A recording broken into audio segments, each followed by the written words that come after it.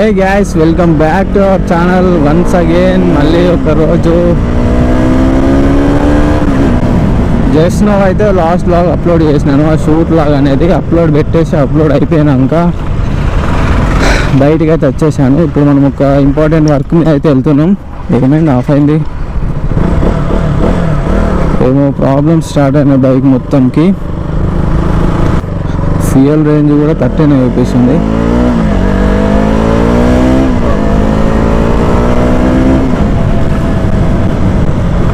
ప్రతి బ్లాగ్లో చెప్పాల్సి వస్తున్నది పెట్రోల్ లేదు అని.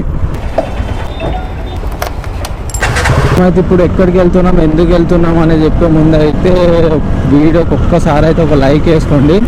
మైక్ది పొజిషన్ అయితే చేంజ్ చేశాను. ఇప్పుడు వాయిస్ ఎలా వస్తుంది, లాస్ట్ వీడియో కన్నా ఈ వీడియోకి వాయిస్ ఎలా వస్తుంది, నాయిస్ ఎలా ఉందని చెప్పేసి అయితే ఒక్కసారి కామెంట్ చేయండి. మన సూర్యారం నుంచి బాలనగర్ వెళ్ళే రూటు.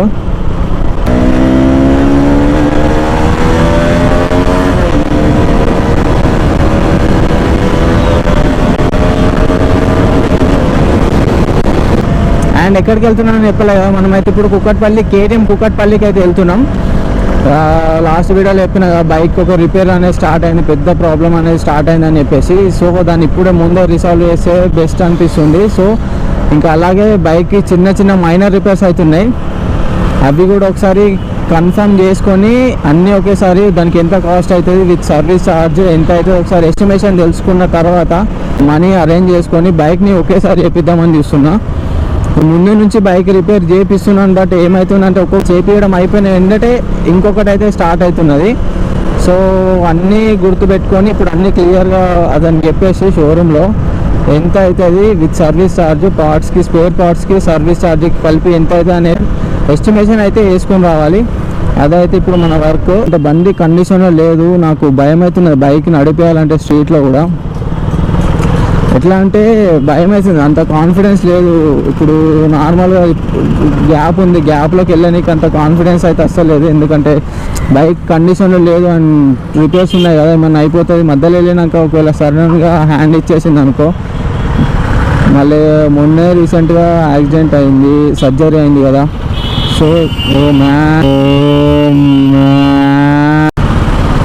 దానికోసం అని చెప్పేసి అన్నీ ఒకేసారి చేపిద్దామని ఫిక్స్ అయిపోయాను. వావ్, పెద్ద టీవీగా.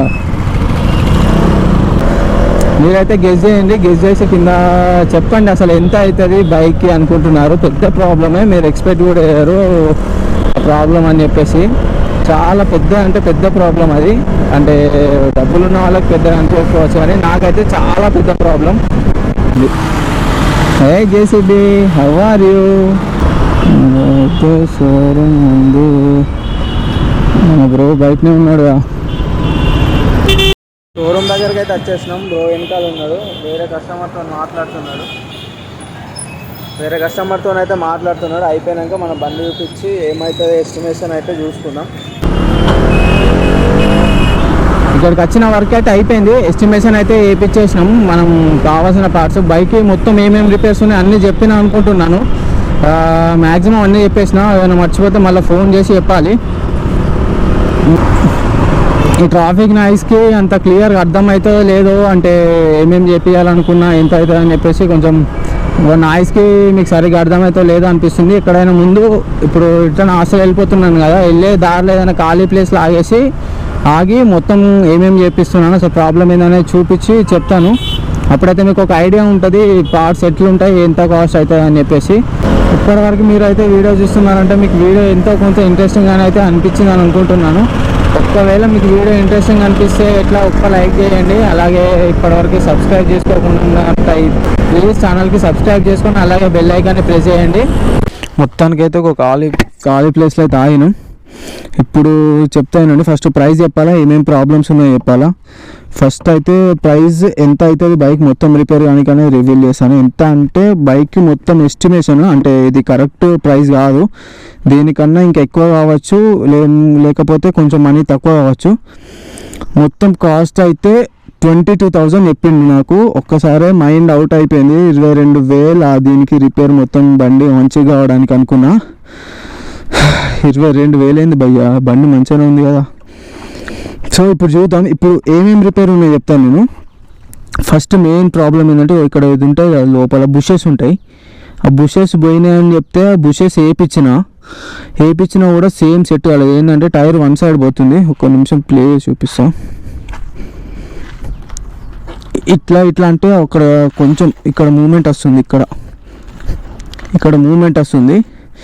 అది దీనికి మెయిన్ పార్ట్ ఇదంతా స్వింగ్ ఆర్మ్. ఒక్కదానికే 11,000 అయితే అన్నాడు. ఇది ఒక్కదానికే. నేనైతే ప్రస్తుతానికి మొత్తం ఇది పోయిందా లేవో ఎట్లా తెలుస్తా అంటే ఇది ఓపెన్ చేస్తే కానీ తెలియదు అన్నాడు. సో నేను ఫస్ట్ బుషెస్ వేపిద్దాం అనుకుంటున్నాను. బుషెస్ అరౌండ్ ఒక 1,000-1,200 ఉంటాయి. ఆల్రెడీ వేయించినాను కానీ అది ప్రాపర్గా చేయలేదు. సో ఇప్పుడు చేయించి చూద్దాం అనుకుంటున్నాను. అదొకటి 11,000. ఒకవేళ అది కాకపోతే 2,000 అయిపోతుంది. ఇంకోటి మెయిన్ ఇష్యూ ఏంటంటే దీని చైన్ స్పాకెట్ దీనికి ఆల్రెడీ ఎప్పుడో వేపియాల్సింది, కానీ దీన్ని ఇంకా దానికి లైఫ్ ఉందని చెప్పేసి చైన్ స్పాకెట్ అయితే వేపియలేదు. ఇప్పుడు చైన్ స్పాకెట్ వేపియాలి. సో 2 చైన్ స్పాకెట్కి ఒక 3,000 అట్లా అవుతుంది. తర్వాత ఇంకా ప్రాబ్లం ఏంటంటే దీని ఫోక్స్ బెండ్ అయినాయంట. ఇక్కడ ఆయిల్ సీల్ లీక్ అయింది చూడండి. ఆయిల్ సీల్ ఉంది కదా, అది లీక్ అయింది.